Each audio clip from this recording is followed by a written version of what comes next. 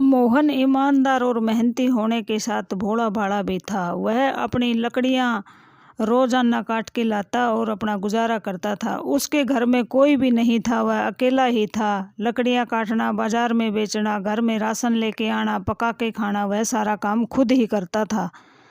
अब दूसरा लकड़हारा राधे श्याम भी उसके साथ जाता और आता और उसको कहता कि भाई मोहन, थोड़ा सा पैसा बचाकर भी रखा करो, क्योंकि मुसीबत किस टाइम आ जाए यह कोई पता नहीं होता। अब मोहन ने हाँ में जवाब भरा और कहा कि इस बात पर मैं विचार जरूर करूँगा।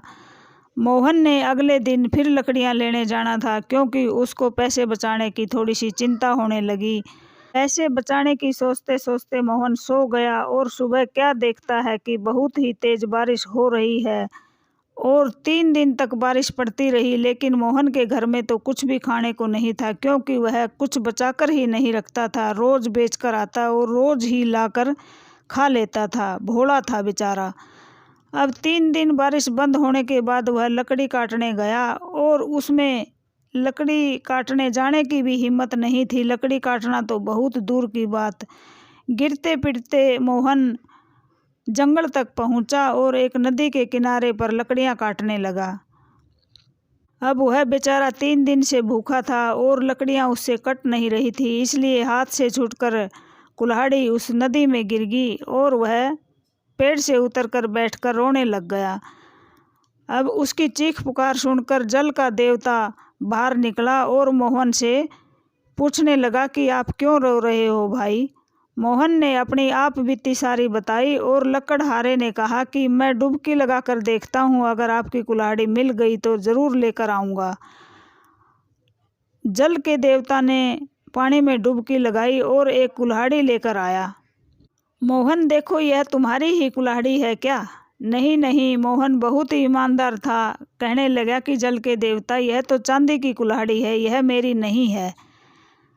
अब जल के देवता ने दोबारा डुबकी लगाई और एक सोने की कुल्हाड़ी लेकर बाहर आए और कहने लगे, मोहन इसको पहचानो। मोहन ने बहुत ही ईमानदारी से कहा कि नहीं जल के देवता, यह भी मेरी कुल्हाड़ी नहीं है, क्योंकि यह तो एक सोने की कुल्हाड़ी है। मेरी कुल्हाड़ी तो लोहे की है और वही कुल्हाड़ी मैं लेकर जाऊंगा। अब जल के देवता ने तीसरी डुबकी में लोहे की कुल्हाड़ी लेकर आया और मोहन ने हंसते हुए हाँ भरी कि हाँ जल के देवता, मेरी यही कुल्हाड़ी है और मेरी कुल्हाड़ी मुझे दे दीजिए, और ये सोने और चांदी की कुल्हाड़ी मुझे नहीं चाहिए, क्योंकि यह कुल्हाड़ी मेरी नहीं है। अब जल का देवता मोहन की ईमानदारी से बहुत ही खुश हुआ और दोनों कुल्हाड़ियाँ उसको दे दी और समझाते हुए कहा कि थोड़ी बहुत जमा पूंजी भी अपने पास रखा करो, क्योंकि मुसीबत के टाइम पे भूखा न रहना पड़े। मोहन ने उसको प्रणाम किया और सुनार के यहाँ बेचकर उसने धन इकट्ठा करके एक बढ़िया सा पक्का मकान बनवाया और अच्छे से खाने पीने लगा।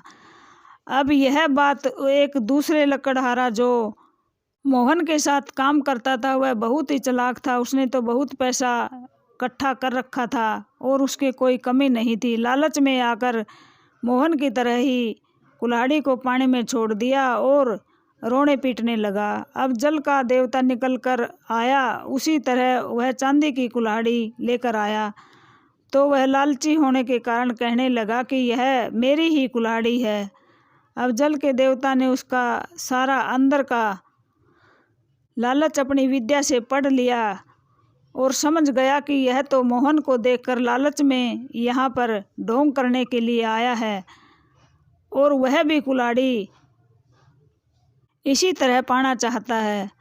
लेकिन जल का देवता उसको धमकाते हुए डांटते हुए कहा कि इतना लालच क्यों करते हो, तुम्हारी चांदी की कुल्हाड़ी कहाँ से आ गई? चांदी की कुल्हाड़ी से भी कोई लकड़ी काटता है? ऐसा कहकर जल का देवता अदृश्य हो गया और वह रोता पीटता हुआ घर आया। इसलिए हमने ज़्यादा लालच न करते हुए दूसरे की रीस नहीं करनी चाहिए। जो हमारा है वह भी ख़त्म हो जाता है लालच में आकर। मोहन तो ईमानदार और भूखा होने के कारण जल के देवता ने उसकी मदद की थी और उसकी ईमानदारी फली और वह साहूकार हो गया। धन्यवाद। कहानी कैसी लगी? अच्छी लगी हो तो कमेंट्स करके बताना।